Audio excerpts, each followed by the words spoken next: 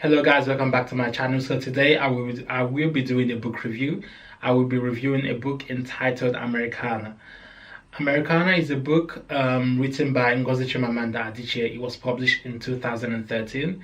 It tells a story of two Nigerian secondary school lovebirds whose love was deeply affected by the repressed military dictatorship government that they found themselves in. So within this government, a lot of people were leaving the country. So Ifemelu left Nigeria and she now came to the US and became a race blogger. Obinze went to England but later on actually returned to Nigeria. But I'm going to be talking to you about what I love about the book and what I wasn't particularly fond of. I think the book is a good book, The first thing I love about this book is the fact that it is multifaceted. It tells a love story through the lenses of politics, immigration, and race. And I think he was very blunt about race.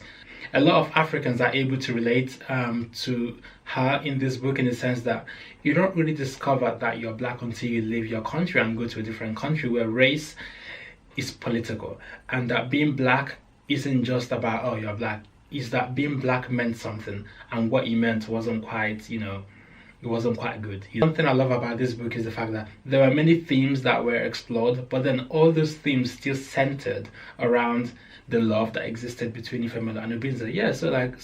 So it's a love story. It's a non-fiction love story. The second thing I love about this book is the use of imagery. Now, to me, it's very important for me to envision myself into the world of the characters that I'm reading about.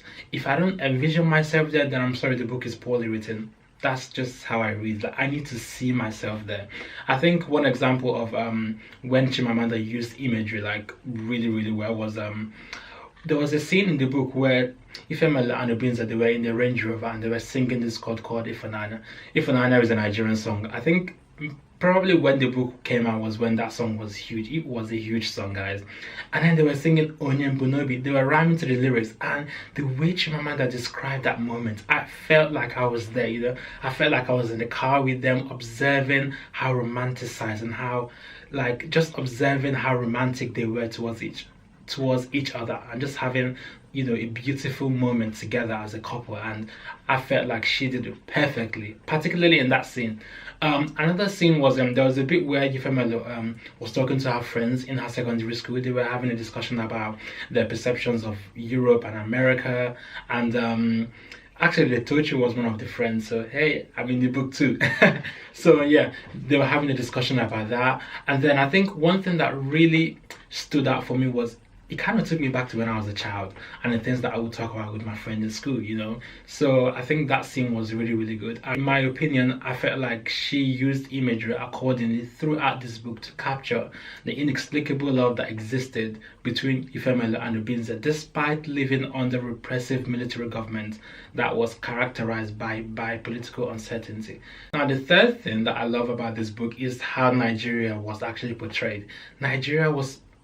I felt like Nigeria was engaged fully. There wasn't a single narrative about Nigeria. It was engaged using a complete narrative. And I felt like this was something important because it wasn't like a typical, your African story where, Africans are starving of hunger and poverty, and, a poor white man, no, not a poor, like a kind white man goes there and saves them from all these diseases. No, we didn't see that in this book. Chimamanda's main aim was to draw people into her world and how she grew up.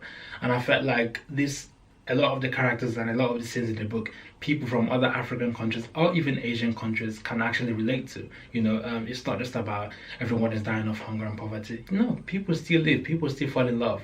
Now, Lagos was portrayed as an urban, cosmopolitan, vibrant, ethnically diverse city. It was a land full of dreams where people's dreams come true. It was very vibrant. It's a bit like London, and it still is, to be honest. It's very diverse, very vibrant, very live.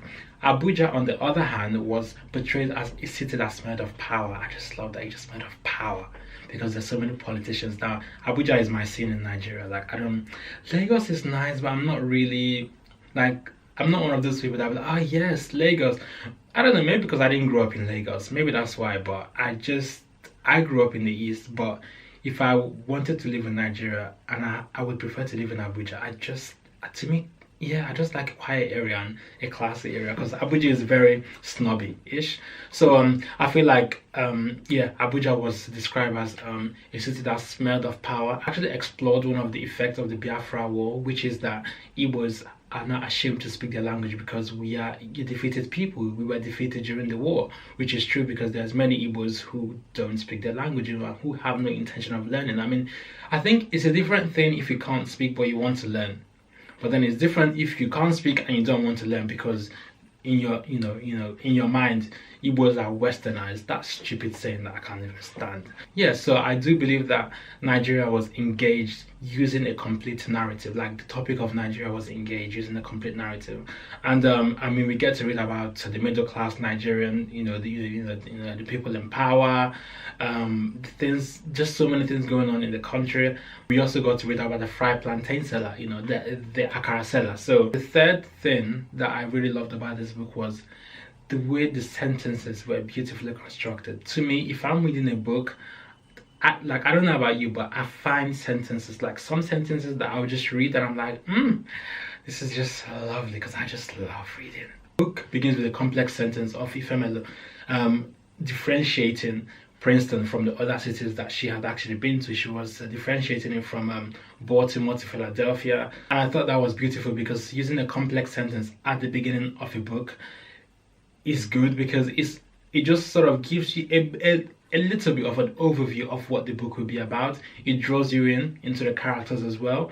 And in many ways you just got to imagine how the town is as well for them and why she's saying it. And I feel like it sort of created suspense in a way because it just makes you think, why is she saying that it smells like this? And what was her experience of Philadelphia that made it very different to Baltimore? And it just made you realize that sometimes when you travel to other countries, you don't realize the first impressions that you're thinking. Like, you don't realize how the first impressions count, and they do count because you go into a country and then you just kind of think, I love this country because they ride a lot of bikes. And my first impression when I actually went to Holland was that, there's bicycles everywhere. I don't like Holland anyway, but I'm just saying, not that I don't like Holland, but it's not really my thing. Igbo expressions like Igasukwa was used as an interjection to introduce the reader to the complexity of the Igbo language. And I felt like, language is very important, and I feel like Chimamanda did it so well in this book, in the fact that, there are certain Igbo expressions that she added in this book that just made me start thinking about a lot of the things that my grandparents used to say when I was younger, So I think that was fine. What else? I mean, there were many examples when simple, compound, or complex sentences actually impacted me in so many ways. It just made me reflect on so many things and actually try to compare my own life experiences to some of the characters that I was reading about. Either to Obin's friend. Do you know what? It is? There was a bit in the book where she was talking about this club in Nigeria called the Nigerpolitan Club, which is like sort of like this group of people who have been employed, but then they have decided to settle in Nigeria and they have a club. I find that really interesting because I think most countries have it, when people have been abroad and then when they come back, they sort of form a group because they can relate. Yeah. And the fifth thing that I would say about this book is the fact that I find the book very simple to read. And I don't mean that in a very condescending way. I like easy books because it just makes me understand things much better. I love simple books. But one thing that I didn't really like about the book is the fact that I felt like it was too long. Like, guys, it's a great book. I just don't like long books, books that you read and read, it's interesting, but it just never finishes. Like, at one point, I mean, it's not that long. Hold on, how many pages is it? It's actually not that long. I just feel like it was too long because it just spoke about 477 pages. It's okay, but because it's multifaceted, at times I got lost in the book and I'm like, okay, what's going on here now? But yeah, overall, this is what I think about this book. Let me know what you think. What books do you want me to read? What books do you recommend? I'm open to reading many books. And yeah, this is going to be a series. I hope to continue it. I hope to read more books and talk to you about it. Let me know what books you've read and what books that you think I should read, and yeah, reading is important, guys. The ability to read a narrative is the core of an educated mind. Reading is very important, and I don't read as much as I should, but I'm getting there, yeah. But oops, this has been on my goatee and I haven't even seen it. But yeah, let me know what you guys think, and yeah, let me know what you guys think.